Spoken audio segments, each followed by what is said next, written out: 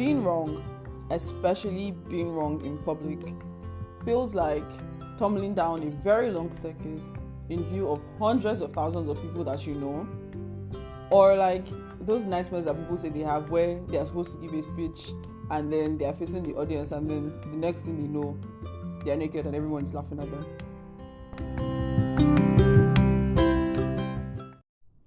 The last time I gave the Be Visible talk, which is about like self-promotion and why you need to use your personal brand to attract opportunities and be visible online and all of that stuff, somebody asked a question about what if I'm wrong? What if I say something that is not correct or not true?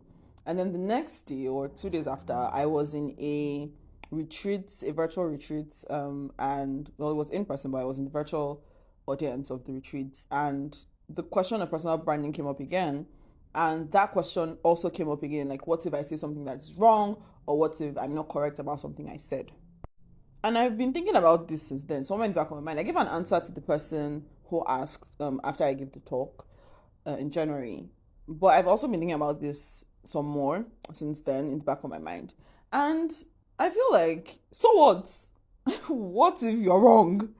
I'm not saying now that you should go and intentionally say things that you know are not true and are incorrect and are misleading. But what if you genuinely say something and it's wrong? So what? Why is this such a big deal? I feel like the fear of being wrong is sometimes rooted in pride. There's a certain association that you have about yourself, or we have about ourselves. There's a certain way we think about ourselves. And being wrong in public, or saying something and then being publicly told that you were wrong or what you said was incorrect, can be scary and threatens that identity that we have about who we are or how we define ourselves to be. And that is the pride. It's like an ego thing. Like, I can't be wrong. I'm knowledgeable. I'm smart. So if I say this thing and it's wrong, then am I smart? Am I still knowledgeable? But what if we saw being wrong in public in this way as a learning opportunity, as a chance to learn, as a chance for your misunderstanding to be corrected so you can actually have correct information? Because whether you say the thing publicly or not, whether you share that thought publicly or not, you still have it and you still think it and you still believe it to be true. And if you don't share it, then you will keep living in that ignorance that you're in. Isn't it better to have the right information than to keep living in ignorance?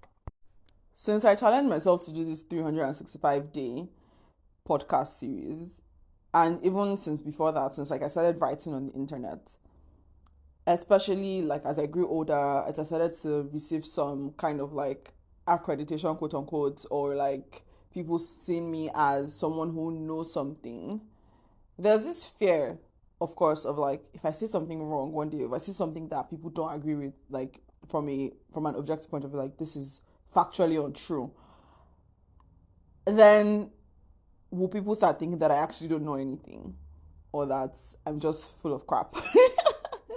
And that is an actual fear that I have.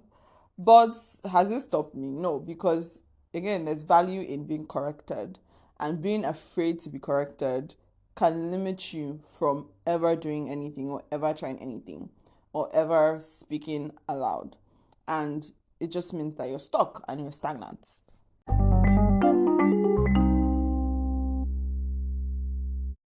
I read something some time ago somewhere, I don't remember where, about how zebras usually move in packs, in herds, and they all look the same, right? So you can't really see an individual zebra in the horde of zebras.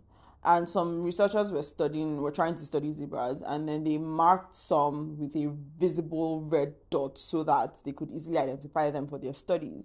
And what happened was those ones started getting eaten by the lions really quickly. And that is the fear, that is like the fear or the quote unquote danger, the thing that people are afraid of in being visible and being public and being out there and being seen. And there's this sense of safety and comfort in being hidden, in saying the things that everyone agrees with. Even when you have a contrary thought that is rooted in some form of like logical thought process, even if it's wrong, it's okay to share that. It's like, this is what I think and this is why. And if it's not correct, other people can like help you arrive at a more accurate view of things. So back to the lion thing and the zebra thing. The point is that it's easy to hide behind the crowd, to hide in the crowd, to hide behind what other people think and say, and what you, or to just be hidden in and not share your own thoughts or your own learnings. But it's better for you to actually share your thoughts, because when you do that, one, you are showing that you are thinking, you are a human being that thinks, and some of the things you think will be wrong, and that's okay, right? It's okay for some of the things you think to be wrong. The important thing is to be receptive to feedback and be wanting be have a learning mindset, want to learn, basically. Children never worry about being wrong. They say their very grammatically incorrect sentences with joy and enthusiasm, and they learn and they say the correct thing later. Children are never worried about how they look, they're just having a good time. And I think that that is something that we should try to do more of as adults. As we go older, we become shaped by what is quote unquote acceptable in the world. Like when I'm dancing on the road or in a supermarket and the music is like really nice and I'm dancing, sometimes I feel weird, like, everybody's like just walking and I'm doing not normal by dancing. But it's an expression of joy for me, and I'm just doing the thing that brings me joy in that moment and enjoying a little moment in my life. And how that connects to me sharing on the internet is also the same. I'm sharing something that I think that I've observed, and my observation or my conclusion might be wrong, but it's what I've observed, and it's open for people to.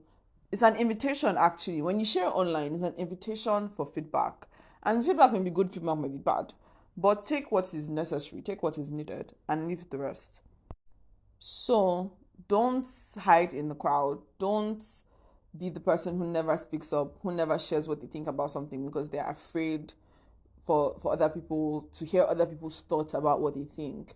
When you do that, you're really limiting yourself, and who knows what you have to say, maybe the thing that changes something for someone, or maybe the most valuable thing at that moment that somebody needs to see or read or hear.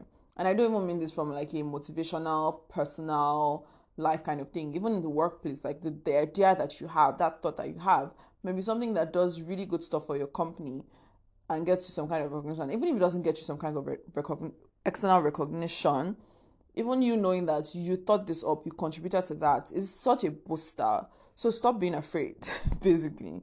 And I know it's easy to say, but yeah, stop being afraid. Do something. Go for it. Have a bias towards action. All those things.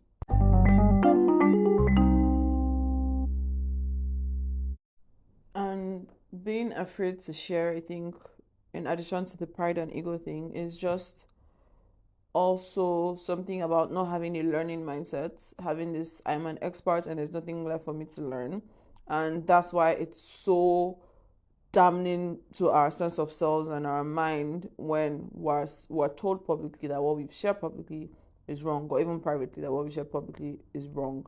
And so if we just embrace this mindset of being a beginner at every point and always learning, and then I feel like it will be less scary to share publicly. And that's why in all, like, usually I always say things like, oh, I'm not the expert, or I'm not the be all and end all, or I don't know everything about this, or I'm not saying you should take, like, I'm just sharing. I'm making it very clear that I'm just sharing my thoughts and not saying that this is the thing that you must do in life, or that this is the one right way to do the thing. And besides the mindset thing, besides the overcoming the fear of saying your thoughts and sharing, especially when it's like in your field, like your professional work, a way that you can overcome that hurdle is by not showing, not sharing like you're some arbiter of truth and you have all the answers and you know everything, but sharing from the perspective of, this is what I think, what do you think, or this is what I've learned from whatever other source. What do you think? You don't always have to have the what do you think at the end of every statement, but just in the way that you share, whether a talk, whether an article, whether a post on LinkedIn or on Twitter or posting on Instagram, is really about I am sharing what I'm learning and I'm sharing what I'm doing, and I am open to feedback.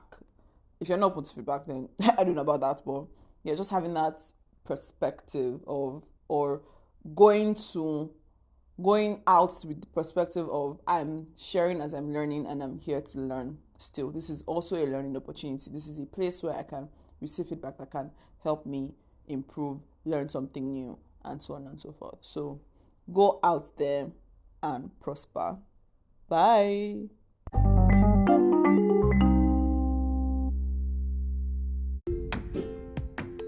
Thank you for joining me on today's episode of A Couple of Things. If you enjoyed this episode or found any part of it insightful, don't forget to share with your friends on your social media, and be sure to leave a comment or a review if you can on your podcast listening app. Thank you.